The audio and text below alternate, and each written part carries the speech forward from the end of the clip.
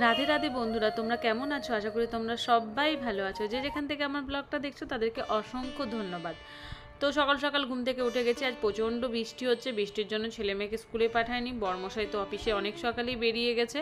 তো আজকে রান্নার সেরকম চাপ নেই। ভেবেছি যে আলু সেদ্ধ, ডিম সেদ্ধ, ভাত হবে, আর কিচ্ছু না। তো ওদেরকে ম্যাগি বানিয়ে দিয়েছি, ওরা পড়তে বসে গেছে। তারপরে আমি মনে মনে ভাবলাম চলো আজকে একটু আমার রুমটাকে একটু ডিপ ক্লিন করি। আসলে রুমটাতে অনেক ধুলো ধুলো লাগছে, বৃষ্টি হলেই না একটা কীরকম যেন স্যাঁতস্যাঁত গন্ধ। তো আজকে এই জন্য ভাবলাম চলো আজকে এই রুমটাকে সুন্দর করে ডিপ ক্লিন করে নেবো। যেহেতু এই রুমটাতে আমি 24 ঘন্টাই থাকি, সত্যি করে রান্নাঘর আর এই রুমটা ছাড়া আমার যেন অন্য কোনো জায়গায় ভালোই লাগে না।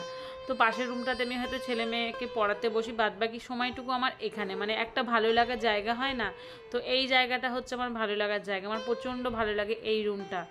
তো এই রুমটার মধ্যে জানালাটা হচ্ছে সবথেকে বেস্ট জায়গা, যেখানে আমি বসে বসে চা খেতে পারি বা বসে জানালার দিকে তাকিয়ে দেখতে পারি, এটার জন্য আরও বেশি ভালো লাগে।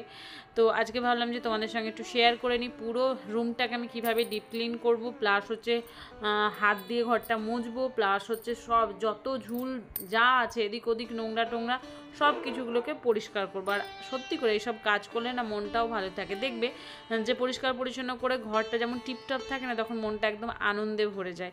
তো চলো কথা না বলে কাজগুলো করছি, আস্তে আস্তে তোমরাও দেখতে থাকো আর পুরো ভিডিওটা দেখো, আশা করি তোমাদেরকে ভালো লাগবে।